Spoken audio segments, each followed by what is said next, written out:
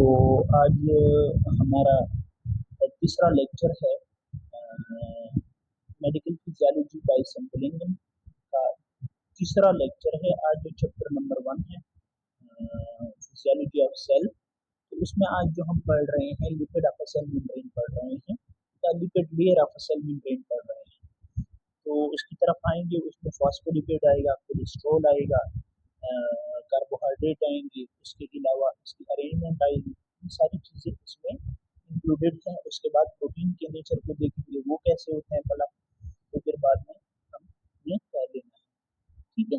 सो अगर आपको lipid layer of cell membrane की बात करें तो वो आता है लिपिड बाई लेयर होता है। एक तो हमें पता है कि हमने फ्लूइड म्यूजिक मॉडल पढ़ा था उस दिन सिंगर और निकोलसन ने 1959 में या 1957 में ये प्रपोज किया था और इसके ऊपर एक मॉडल पेश किया था। It is just like a fluid mosaic है जिसमें प्रोटीन्स बह रहे हैं और मेम्ब्रेन इसका बहता है। प्रोटीन ऊपर हेड पार्ट है, नीचे भी हेड पार्ट है, internal side of the cell, internal side of the cell and outer side of the cell, they are head part which is called as protein in nature होते हैं। सो वो पढ़ते हैं, लेकिन अंदरूनी तरफ से हमें बायोलिपिड लेयर मिलता है और ये टेल पार्ट जो होता है ये इसका फैटी एसिड से बना होता है। तो ये बाद में हम पढ़ेंगे, यहाँ पे नीचे लिखा भी है। सो लिपिड जो होता है ये 3 फिल्म ऑफ लिपिड्स। अगर आप लिपिड बाइलेयर का स्ट्रक्चर देखेंगे तो वो होता है lipid bilayer 3 film of structure से फॉर्म्ड होता है। ठीक है, स्ट्रक्चर भी उसका होता है, ये 3 फिल्म होती है, जस्ट लाइक एक पतरी की तरह होती है। जब आप किसी बाहर जाते हो कैटरिंग वाले के पास, कैटरिंग वाला अगर आप उसे कह दो कि मुझे 3 फिल्म चाहिए, छोटी सी एक सॉफ्ट सरफेस का कोई चीज चाहिए, फिर आप ऊपर से उसको फोल्ड कर ले, ठीक है, और उसको डाउन हेड उसके टेल बना ले, for example just like that. तो आपको बिल्कुल इसी तरह दिखाई देगा, लिपिड लेयर का स्ट्रक्चर दिखाई देगा। सो और अगर आप इसके बाद देख लो तो हमें पता है कि फ्लूइड जो होता है, सॉरी सेल मेम्ब्रेन जो होता है, तो सेल मेम्ब्रेन जो होता है हमारा सेल मेम्ब्रेन वो फ्लूइड लाइक होता है और मोज़ेक इन नेचर होता है। मोज़ेक मतलब प्रोटीन अरेंज होते हैं स्पेसिफिक मैनर में, तो and act as a and not act as a solid structure. ठीक है, और एक सॉलिड स्ट्रक्चर नहीं होता है, फ्लूइड इन नेचर होता है। सो पोर्शन ऑफ द मेम्ब्रेन जो होता है, अगर आप प्रोटीन को देखें तो वो बहता है, फ्लूइड लाइक होता है, from one point to the another point on the surface of the cell membrane. ठीक है, आउटर साइड से और लोअर साइड से, दोनों साइड से सरफेस ऑफ मेम्ब्रेन क्या होती है, वो बहती है। ठीक है, यहाँ पे देखो ये इसमें लिख मैंने मेंशन की हुई है, ये नेक्स्ट पॉइंट जो है ये वाला पॉइंट, इसमें आप देख सकते हैं। इसके बाद आता है नेक्स्ट जो चीज है,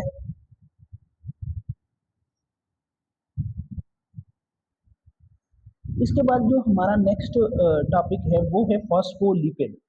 मतलब इससे जाहिर है कि ये एक तो फास्फेट होता है, दूसरा लिपिड पार्ट। मतलब ऊपर जो पार्ट होगा वो फास्फेट होगा, नीचे वाला जो पार्ट होगा फास्फोरस या फास्फेट नहीं सॉरी फास्फोरस होगा, और नीचे वाला पार्ट जो होगा वो क्या होगा, लिपिड होगा। तो इसलिए हम उसको कहते हैं फॉस्फोलिपिड। ठीक है, यहाँ पे आप देख लो कि लिपिड सब्सटेंसेस होते हैं, और अगर हम इसके कंपोजिशन की बात कर लें, ये एक मेम्ब्रेन का वन पार्ट है, सिंगल पार्ट है, जिसमें जो ऊपर वाला हेड पार्ट होता है ये प्रोटीन इन नेचर होता है। ठीक है, अरेंज कैसे होते हैं ये फिर मैं आपको बाद में बताता हूँ कि कैसे अरेंज होते हैं, लेकिन यहाँ पे आप देख लें कि यहाँ पर इन्होंने कैसे रिप्रेजेंट करवाया है कि मेरा हाथ हिल रहा है। तो यहाँ पे फास्फोरस है, ठीक है, जो पोलर एंड है, मतलब हाइड्रोफिलिक है। हाइड्रोफिलिक का वर्ड का मतलब होता है वाटर को अट्रैक्ट करने वाला। ठीक है, वो भला क्यों है ये मैं बाद में आपको रीजन बताता हूँ कि इसका रीजन क्या है, कि वो भला हाइड्रोफिलिक पार्ट जो होता है वाटर लविंग क्यों होता है, मतलब हेड पोर्शन जो सेल मेम्ब्रेन में हमारे पास जो हेड पोर्शन होता है ये वाटर लविंग क्यों होता है, तो इसके पीछे भी रीजन है।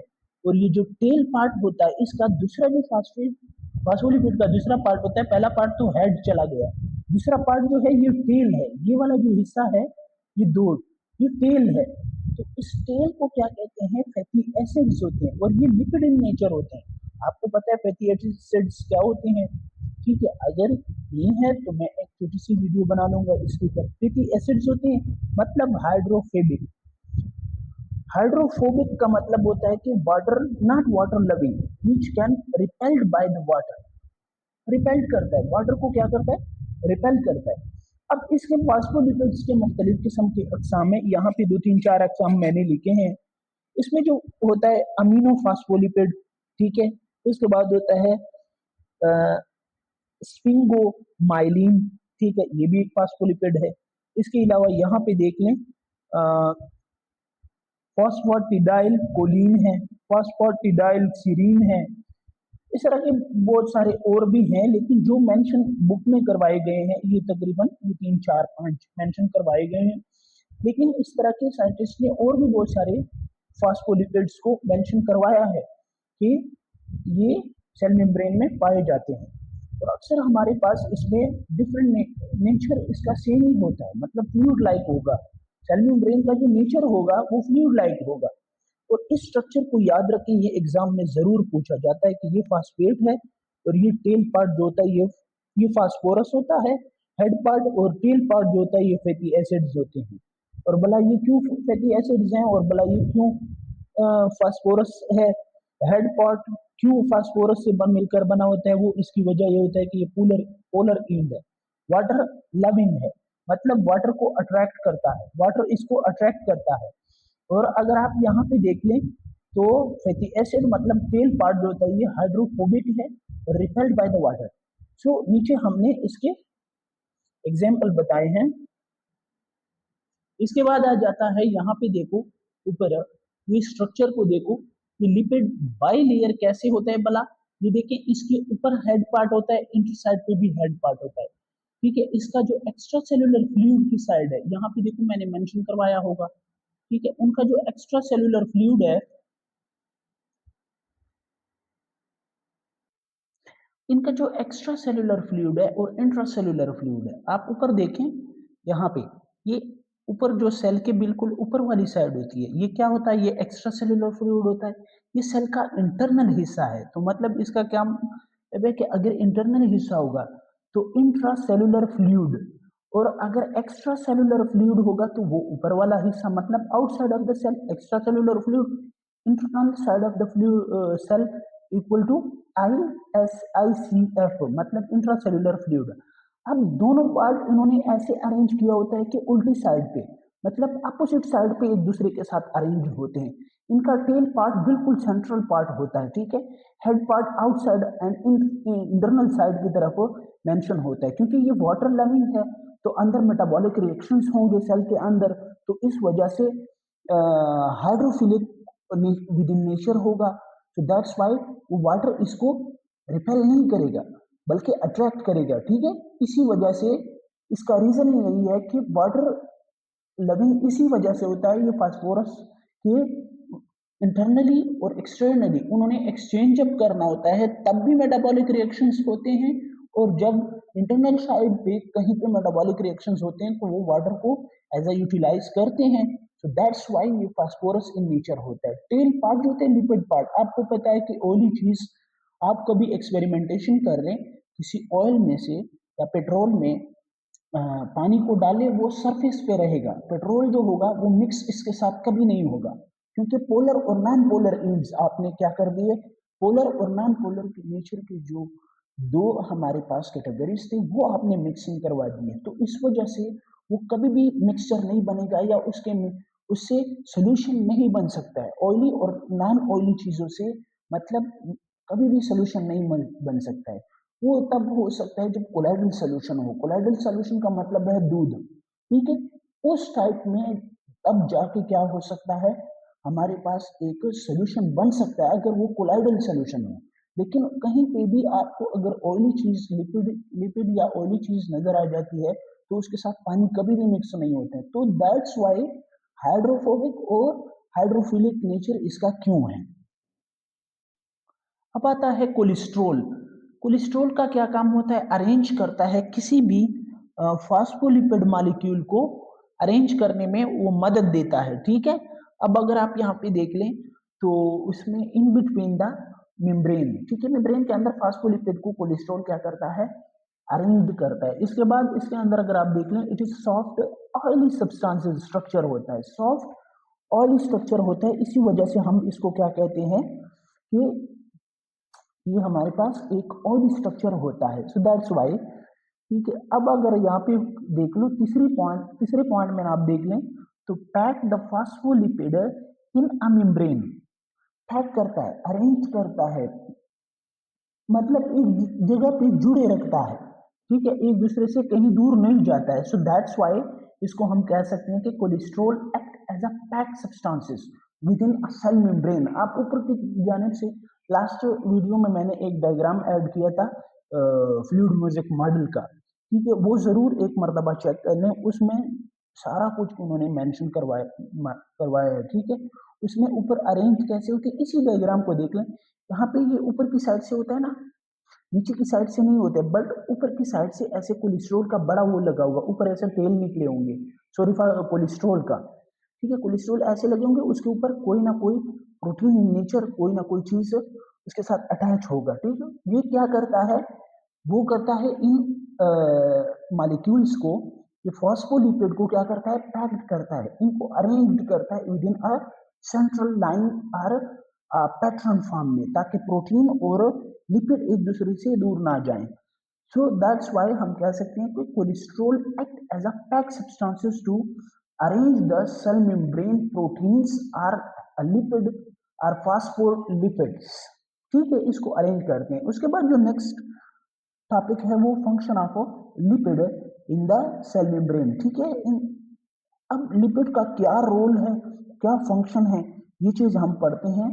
Function of lipid layer in a membrane.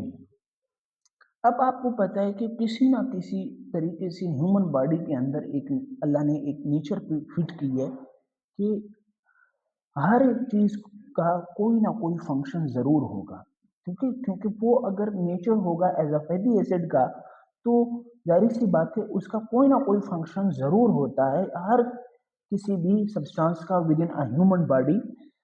तो हमें पता है कि मेम्ब्रेन में अब जो होता है, लास्ट टाइम हमने लास्ट लेक्चर में पढ़ा था कि semi permeable free exchange of some substances within a cell membrane, ठीक है, इसलिए इसको सेमी परमिएबल कहते हैं। Free exchange of some substances or materials from one side of the cell to the internal side या internal side to the outer side या from one part to another part exchange होता रहता है। बाहर blood है तो internally क्या है, मेटाबॉलिक रिएक्शंस हो रही हैं, सेल का प्रोसेस हो रहा है, न्यूक्लियर मटेरियल बन रही है, डीएनए बन रहा है, आरएनए बन रहा है, प्रोटीन्स बन रहे हैं, तो जाहिर सी बात है वो रिएक्शंस होते हैं, ट्रांसलेशन, ट्रांसक्रिप्शन, ठीक है। तो ये सारा ये सेंट्रल डोगोमा का पूरा प्रोसेस सेल के अंदर होता है। तो इस वजह से हम क्या कहते हैं कि इंटरनली क्या है हमारे पास कोई ना कोई सेमी परमिएबल मेम्ब्रेन की तरह ये क्या करेगा, फंक्शन एक्ट करेगा। सो जाहिर सी बात है वो free exchange of some substances होगा, ठीक है, फॉर द स्पेसिफिक सब्सटेंस। अगर वो लिपिड सब्सटेंसेस है तो क्या होगा, लिपिड में लिपिड लेयर का में जो होता है कार्बन डाइऑक्साइड, ऑक्सीजन, इसी तरह ये पास हो सकते हैं, अल्कोहल हो गया, can pass through this lipid layer. Alcohol, carbon dioxide, oxygen और जितने भी ऐसे सब्सटेंसेस हैं जो कि लिपिड विद इन नेचर होते हैं, या कहीं ना कहीं हम उनको कह सकते हैं कि ये पास आउट इसके थ्रू हो सकता है, तो उसको कहते हैं क्या हो सकते हैं, ये पास हो सकते हैं। लेकिन अगर रोल भी अदा करता है ना इसी चीज का कि भाई किन चीजों को पास करता है किसको नहीं करता है, चंद चीजों को पास आउट कर लेते हैं, चंद चीजों को वो नहीं करता है। अगर हम आ जाए यहाँ पे आ जाएं तो यहाँ पे होता है एक चीज में आप देखो कैन पास, इलेक्ट्रोलाइट जो होता है, यूरिया जो होता है, can not pass through it. Electrolyte और यूरिया और ये जो चीजें हैं ये कभी भी पास नहीं हो सकते हैं। वो भला क्यों? क्योंकि वो इंटीग्रल प्रोटीन के थ्रू, ट्रांसमेम्ब्रेन प्रोटीन जो होता है उसके थ्रू पास आउट हो जाते हैं, ठीक है। अगर वो यूरिया क्योंकि बहुत हार्ड सब्सटेंसेस होता है, so that's why they can not be pass through it. But electrolyte substances just like sodium हो गया, पोटाशियम हो गया, कोबाल्ट हो गया, आयरन हो गया, ये सारी चीजें अगर वो सेल को जरूरत है तो जाहिर सी बात है वो ब्लड से बाहर से तो लेगा। तो वो कहाँ से लेता है? ट्रांसमेम्ब्रेन प्रोटीन से लेता है। ट्रांसमेम्ब्रेन प्रोटीन के थ्रू एक एक्सचेंज, फ्री एक्सचेंज हो जाता है, ठीक है। फ्री एक्सचेंज आपको वे इसको मिल जाता है। सो दैट्स वाई वो बाहर से अंदर की तरफ आना या अंदर से बाहर की तरफ आना, वो उसको मिल जाता है इंटीग्रल प्रोटीन के थ्रू या ट्रांसमेम्ब्रेन प्रोटीन के थ्रू, उसको एक रास्ता मिल जाता है। अब आता है कि प्रोटीन, अब सेल मेम्ब्रेन में प्रोटीन लेयर का क्या रोल है और उसके क्या फंक्शंस हैं, ये अब हम आगे पढ़ने वाले हैं। इसी लेक्चर का ये हिस्सा है।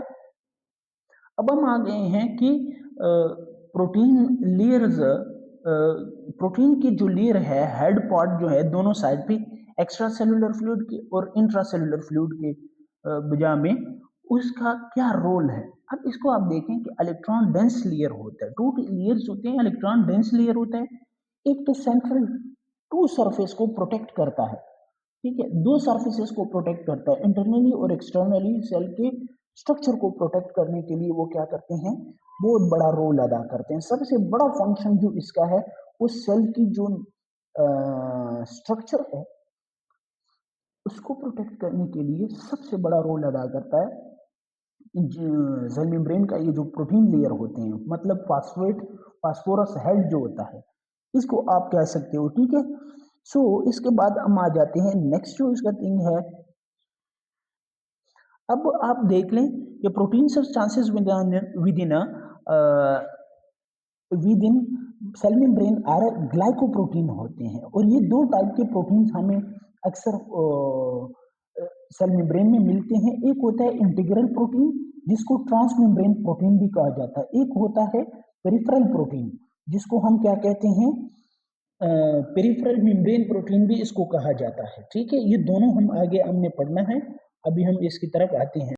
इसके बाद आता है इंटीग्रल प्रोटीन। तो इंटीग्रल प्रोटीन को ट्रांसमेम्ब्रेन प्रोटीन भी कहा जाता है, जो बिल्कुल entire thickness of the cell membrane होता है, और ये क्या करता है, एक साइड से और दूसरे साइड से अच्छी खासी बड़ा होता है, दरमियान में बिल्कुल चैनल होता है, एक जस्ट लाइक चैनल की तरह काम करता है इंटीग्रल प्रोटीन, और इसी के थ्रू एक्सचेंज ऑफ सब्सटेंसेस होते हैं। जो प्रोटीन इन नेचर सब्सटेंसेस होते हैं वो इसी ही ट्रांसमेम्ब्रेन प्रोटीन के थ्रू होते हैं, चैनल के थ्रू क्या होते हैं, एक साइड से दूसरी तरफ से पास आउट हो जाते हैं।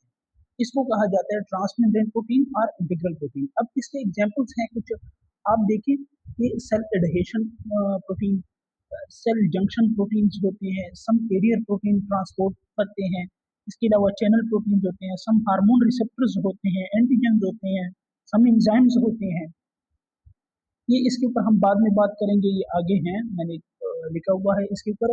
लेकिन ये जो कैरियर प्रोटीन होते हैं और चैनल प्रोटीन्स हैं, इनका काम होता है ट्रांसफॉर्मेशन, ठीक है। और इसमें मोस्टली काम जो सेल एडहेशन प्रोटीन होते हैं ये भी इसी तरह ही होते हैं।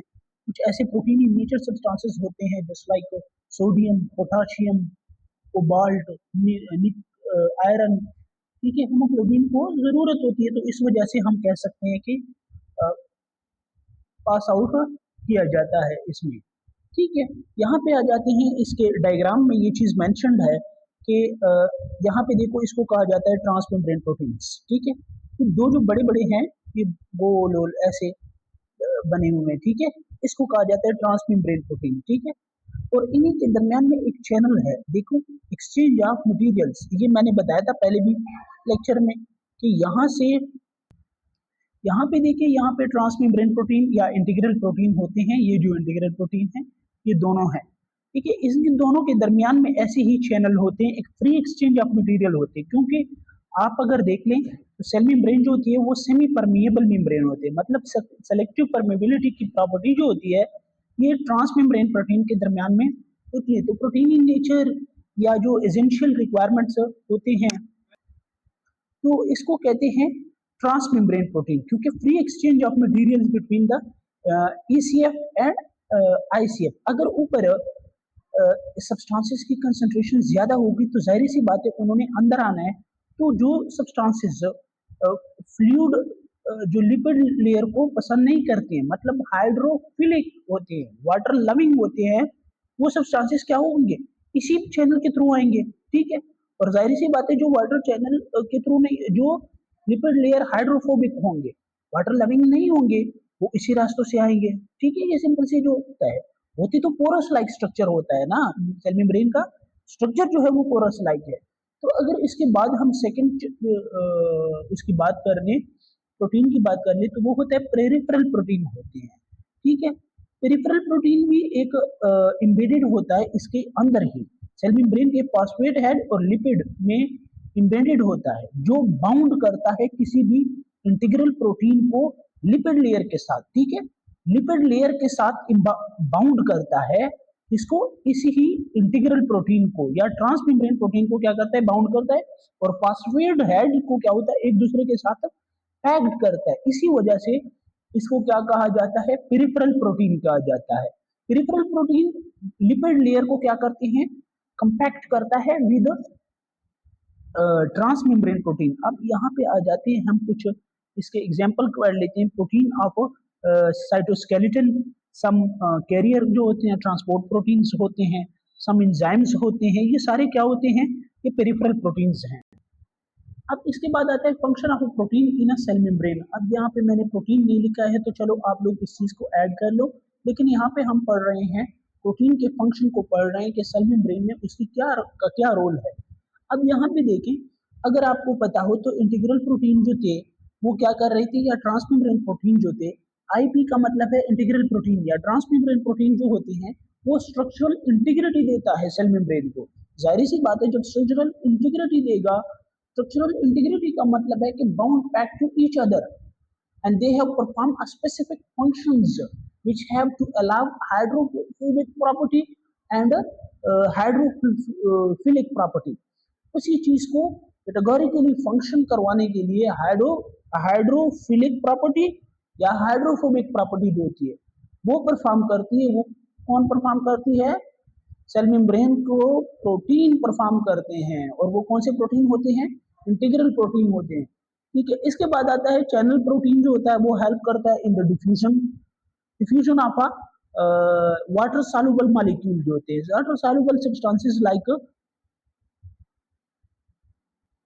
ग्लूकोज और इलेक्ट्रोलाइट को क्या करते हैं, वाटर सॉल्युबल मॉलिक्यूल हैं, तो वो क्या हो जाते हैं, चैनल प्रोटीन्स के थ्रू क्या होते हैं, डिफ्यूजन करते हैं। अब आपसे कोई पूछ ले कि भाई डिफ्यूजन किसे कहते हैं, तो ये याद रख लेना, डिफ्यूजन हमेशा एक्टिव ट्रांसपोर्ट या पैसिव ट्रांसपोर्ट, दो तरह के ट्रांसपोर्ट सिस्टम होते हैं ह्यूमन बॉडी के सिस्टम में, या किसी भी एनिमल सेल के अंदर या प्लांट सेल के अंदर, जहां पे भी आपसे कहीं ये पूछा जाए तो दो तरह के ट्रांसपोर्ट होते हैं, या डिफ्यूजन प्रोसेस होते हैं, डिफ्यूजन प्रोसेस होता है। ठीक है, उसको मैं बताता हूँ कि ये किसे कहते हैं, लेकिन पहले ये दो ट्रांसपोर्ट के प्रोसेस मैं पढ़ा देता हूँ। एक्टिव ट्रांसपोर्ट हमेशा उस ट्रांसपोर्ट को कहा जाता है, एक्टिव ट्रांसपोर्ट, ये याद रखिए। ठीक है, एक्टिव ट्रांसपोर्ट उस ट्रांसपोर्ट को कहा जाता है from the movement of substances from an area of lower concentration to an area of a higher concentration is called as a active transport। बनिस्बत अगर आप इसके बरअक्स पैसिव ट्रांसपोर्ट को देखोगे, बिल्कुल वाइस वर्सा है, उल्टा है। ठीक है, passive transport is the movement of substances or molecules from an area of a higher concentration to an area of a lower concentration। तो हमेशा याद रखें कि जो चैनल प्रोटीन होते हैं ये डिफ्यूजन का प्रोसेस करते हैं, and passive transport is also known as diffusion. तो अगर पैसिव ट्रांसपोर्ट हमारे पास डिफ्यूजन है तो इसका मतलब है कि ब्लड में concentration of molecule electrolyte glucose के मॉलिक्यूल, तो ब्लड में अगर इलेक्ट्रोलाइट या ग्लूकोज के मॉलिक्यूल ज्यादा होंगे तो जाहिर सी बात है वहां पे क्या होंगे, कंसंट्रेशन वहां पे ज्यादा है तो वो डिफ्यूज होंगे कहाँ पे, internal side of the cell. मतलब आईएसएफ होगा, आईसीएफ, आईसीएफ क्या होता है, आईसीएफ होता है इंट्रासेल्युलर फ्लूइड होगा, तो वहां से क्या होगा, ये डिफ्यूज हो जाएगा to the internal side of the cell, मतलब इंट्रासेल्युलर फ्लूइड में चला जाएगा, क्योंकि वहां पे कंसंट्रेशन कम है तो पैसिव ट्रांसपोर्ट परफॉर्म हो जाएगा।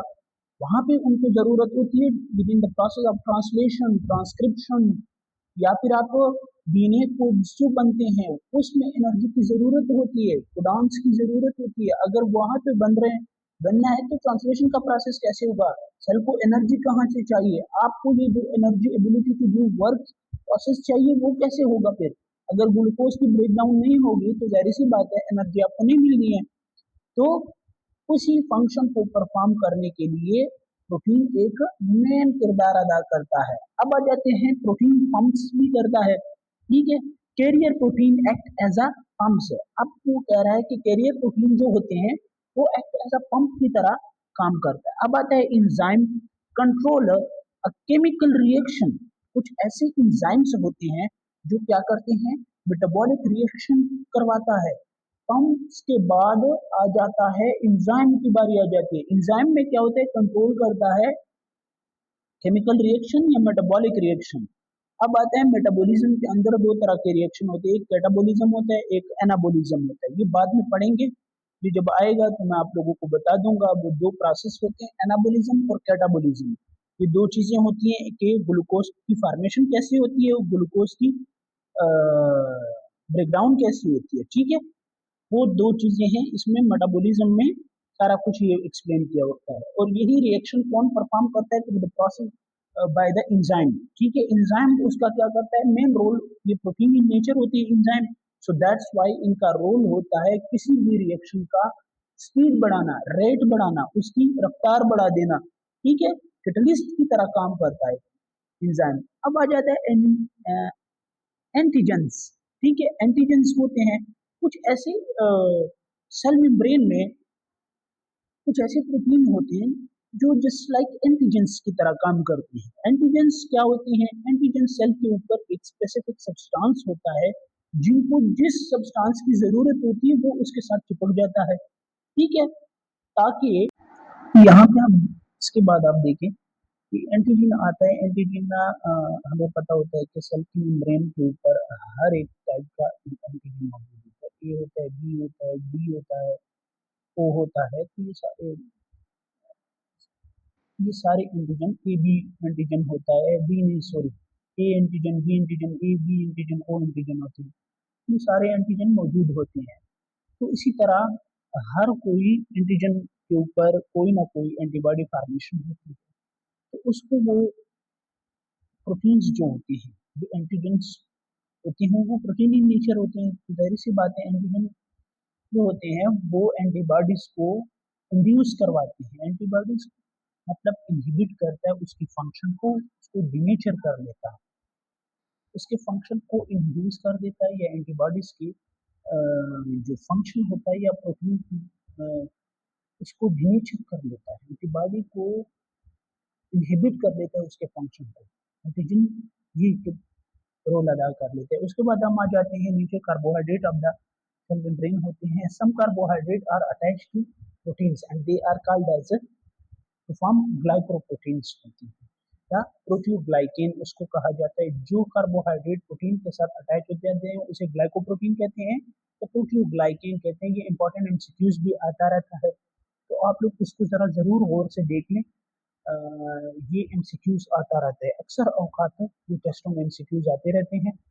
उसके बाद आता है वो कार्बोहाइड्रेट्स जो कि लिपिड के साथ अटैच हो जाते हैं, उसको का ग्लाइकोलिपिड कहते हैं, और ये भी इंपॉर्टेंट एमसीक्यूज हैं। तो आप लोग इस चीज को भी याद रखें, एक ये वाला और एक ये, प्रोटीओग्लाइकेन और ग्लाइकोप्रोटीन दोनों एक ही चीज है, बट ये दोनों टर्मिनोलॉजीज आप जो लोग जरूर याद रखें। हमें पता है कि सेल मेम्ब्रेन के ऊपर के सरफेस के इंटायर सरफेस के ऊपर क्या होता है, कोई ना कोई कार्बोहाइड्रेट मौजूद होता है, और वो बाउंड होता है, पूरे सरफेस के ऊपर वो कार्बोहाइड्रेट क्या होती हैं, बाउंड होते हैं इंटायर सरफेस के ऊपर। वो उसे क्या कहते हैं, ग्लाइकोकैलिक्स। ठीक। अब आता है यहाँ पे एक वो लिखा हुआ है, इसकी डिफिनेशन लिखी हुई है, तो ये भी एक एमसीक्यूज है, ये भी एक टर्मिनोलॉजी है, ये भी याद रखें। Carbohydrates molecule form a thin and loose covering over the entire surface of the cell membrane called as glycocalyx। ठीक है, ये याद रखें, इससे स्क्रीनशॉट ले सकते हैं आप लोग। तो वो आप लोग ने इस एमसीक्यूज को याद रखना है, ये बहुत इंपॉर्टेंट एमसीक्यूज है, एक ये और एक ये प्रोटियोग्लाइकेन या ग्लाइकोप्रोटीन, ये जरूर आते रहते हैं, ये अक्सर टेस्ट में आती है। तो function of carbohydrate in a cell membrane, ये याद रखें। अब हम यहाँ पे आ जाते हैं सेल मेम्ब्रेन के अंदर कार्बोहाइड्रेट का फंक्शन क्या है, ये चीज। इसके बाद आता है function of carbohydrate in a cell membrane आता है। सो आपको पता होता है कि कार्बोहाइड्रेट के ऊपर नेगेटिवली चार्ज जो होता है, तो जाहिर सी बात है कि वो सेल मेम्ब्रेन के through inside the intracellular fluid के अंदर क्या करेगा, इंटरनली वो क्या लाएगा, इंट्रासेलुलर फ्लूइड के अंदर क्या लाएगा, नेगेटिवली चार्ज सब्सटेंसेस, इलेक्ट्रोलाइट्स या वो सारी चीजें जो सेल को जरूरत होती है, वो सारी चीजें क्या करेगा, इंटरनल करेगा। ठीक है, इंटर करेगा और एग्जिट करेगा। ठीक है, जाहिर सी बात है, अगर वो इंटर करता है तो एग्जिट भी करेगा। तो ये एक प्रॉपर चैनल होता है और ये इसका मेन फंक्शन है एसेंशियल सब्सटेंसेस को। फिर आता है some molecule function as the receptor for some hormones के लिए, कुछ हार्मोन्स के लिए ये क्या होंगे, एज अ रिसेप्टर भी काम करते रहेंगे। और फिर उसके बाद आता है function of a cell membrane. पहली बात जो हम उन्होंने की है वो प्रोटेक्टिव फंक्शन है। इसमें से जो प्रोटेक्टिव फंक्शन की बात आई है वो प्रोटेक्ट करता है, तो सेल मेम्ब्रेन प्रोटेक्ट करता है, जाहिर सी बात है, सेल ऑर्गेनेलिसिस को प्रोटेक्ट करता है और न्यूक्लियस को प्रोटेक्ट करता है। तो हम इससे बेहतर समझ सकते हैं कि इनका मेन फंक्शन जो होता है वो सेल के ऑर्गेनेलिसिस और साइटोप्लाज्म के अंदर मौजूद सारे वो रिक्वायरमेंट्स को प्रोटेक्ट कर लेता है। ठीक है, और इसी को कहते हैं protective function, cell membrane categorically perform कर लेते हैं। फिर आते हैं सेलेक्टिव परमिएबिलिटी। हमें पता है कि सेल मेम्ब्रेन क्या है, परमिएबल मेम्ब्रेन है। सेलेक्टिव परमिएबिलिटी इसके अंदर काफी ज्यादा होती है, कुछ चीजों को पास करते हैं, free exchange of something, some substances within or outside of the cell. ठीक है, या तो इंटर करेगा या तो बाहर जाएगा। जस्ट लाइक कोई प्रोटीन इन नेचर हमने पीछे पढ़ा है कि प्रोटीन के कुछ ऐसे प्रोटीन होते हैं जो विद आउट ट्रांसमेम्ब्रेन प्रोटीन के थ्रू पास आउट नहीं हो सकते। ठीक है, free exchange of selective permeability उसमें काफी ज्यादा होती है और ये हमने इसके फंक्शन में भी पढ़ा है। तो हमें पता है कि selective permeability free exchange of some specific material substances, उनको ये पास आउट करता है, कुछ को नहीं करता है। ठीक है, क्योंकि वो एसेंशियल चीजें होती है इस वजह से। उसके बाद आ जाता है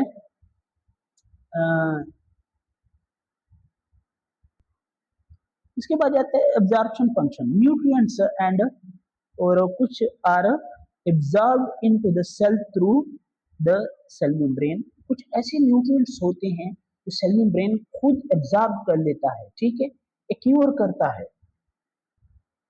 कुछ सेल मेम्ब्रेन इसको एब्जॉर्ब कर लेता है और उसको जो रिक्वायरमेंट सेल की होती है, जस्ट लाइक अगर उसको प्रोटीन की जरूरत है तो जाहिर सी बात है वो प्रोटीन एब्जॉर्ब करेगा और अंदर लाएगा, और उससे क्या होगा, सॉरी प्रोटीन नहीं, कोई मॉलिक्यूल है जो एसेंशियल है ब्लड से थ्रू आउट द किसी दूसरी जगह पे, तो वो क्या करेगा, वहां से ये लाएगा अंदर की तरफ और वहां पर वो क्या करेगा, डिफ्यूजन के थ्रू अंदर लाएगा, उसको साइटोप्लाज्मिक रेटिकुलम साइटोप्लाज्म में लाएगा, वहां पे से ये न्यूक्लियस में जाएगा, वहां से प्रोटीन जनरेट होंगे। तो जो कोडान्स होते हैं या जो भी चीजें होती है जो सेल की रिक्वायरमेंट है, या फॉर एग्जाम्पल O2 आ रहा है या ग्लूकोज आ रहा है तो वो एब्जॉर्ब करेगा।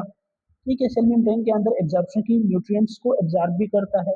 ग्लूकोज अंदर आता है, माइटोकॉन्ड्रिया तक पहुंचता है, माइटोकॉन्ड्रिया में इसकी ब्रेकडाउन होती है, रिस्पायरेशन होता है, सेलुलर रिस्पायरेशन।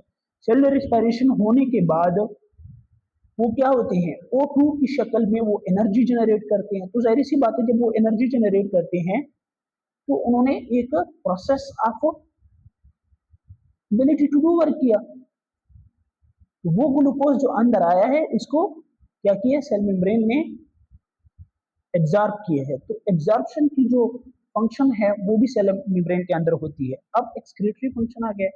तो जो भी वेस्ट प्रोडक्ट होगा, CO2 या कोई भी प्रोडक्ट होगा, वो क्या करेगा, वेस्ट प्रोडक्ट को एक लीव करेगा, ठीक है, CO2 को लीव करेगा और O2 को क्या करेगा, एब्जॉर्ब करेगा। तो जाहिर सी बात है, अब नीचे इसमें एक एक्सचेंज की प्रॉपर्टी भी लिखी हुई है, एक्सचेंज ऑफ गैसेस की भी property. O2 water, O2 enters into the blood and CO2 leaves the cell through it। Cell इस मेम्ब्रेन के थ्रू क्या हो जाएगा, CO2 जो होता है वो सेल मेम्ब्रेन के through outside of the cell हो जाएगा, ठीक है। और O2 क्या होता है, क्योंकि ये रिक्वायरमेंट है फॉर द सेलुलर रिस्पायरेशन के लिए, ग्लूकोज की ब्रेकडाउन होती है, उससे हमें नेट ATP मिलता है, एडिनोसिन ट्राइफॉस्फेट। तो जाहिर सी बात है फिर O2 ने इंटर होना होता है, और CO2 ये वेस्ट प्रोडक्ट है। तो वेस्ट प्रोडक्ट को वो रिमूवल कर लेता है या एक्सक्लूड कर लेता है या रिलीज कर लेता है।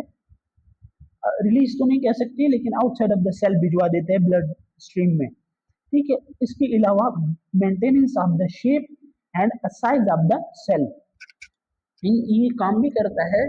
शेप और साइज भी सेल मेम्ब्रेन डिसाइड करता है कि इस सेल का शेप ये होना चाहिए। तो ये सारा काम जो होता है, ये सेल मेम्ब्रेन के फंक्शंस हो गए हमारे पास। ये सारा फंक्शन जो है ये एक ही तरतीब के साथ, अरेंजमेंट्स के साथ क्या होता है, परफॉर्म्ड होता रहता है। ये आज का हमारा लेक्चर हो गया है, और इंशाल्लाह अगले लेक्चर में इससे आगे वाला टॉपिक करेंगे। और मेरे चैनल को सब्सक्राइब कर लें ताकि मुझे भी थोड़ा सा हौसला मिल सके, और आप लोगों को भी अच्छी अच्छी वीडियोस बनाने के लिए मैं पूरी तरह कोशिश कर सकूं। एट द लास्ट पे thank you so much for your support and for your everything. Thank you so much. अगले लेक्चर में इंशाल्लाह मुलाकात होगी। मेरा चैनल ज़रूर सब्सक्राइब कर लें, और इंशाल्लाह मिलते हैं नेक्स्ट लेक्चर में। Thank you so much.